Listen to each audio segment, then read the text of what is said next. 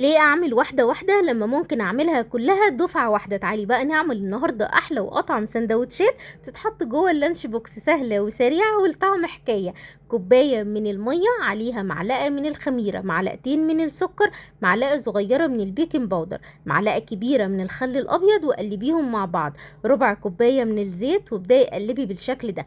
هنزل بأربع كوبايات من الدقيق، بس هشيل معلقتين بس في الآخر هستخدمهم. ومعايا كمان رشة ملح. هعجن العجينة بتاعتي كويس جدا، وده شكلها بعد ما عجنتها وكمان سبتها تخمر. هبدأ بقى ان انا اقسمها لجزئين. الجزء الاولاني هبدأ ان انا احطه في الصينية مدهونة دهنة حلوة من الزيت، وافرده بالشكل ده. والحشوة حطي اللي انت عايزاه. بواقي التلاجة بقى عندك اللي يريحك.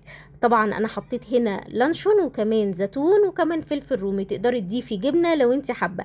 اللانشون انا اللي عاملاه في البيت. الجزء التاني بتاع العجينة فردته من فوق الوش بالشكل ده، وقطعتها بالطريقة ديت. هدهن وشها بقى بشوية حليب، ممكن تستخدمي بيض لو مفيش حليب، بس طبعا الحليب هيدي نتيجة كويسة. على وشها بقى شوية سمسم وحبة البركة. دخلها على فرن سخن درجة حرارة 180 من غير شواية، هتطلع معاكي خطيرة.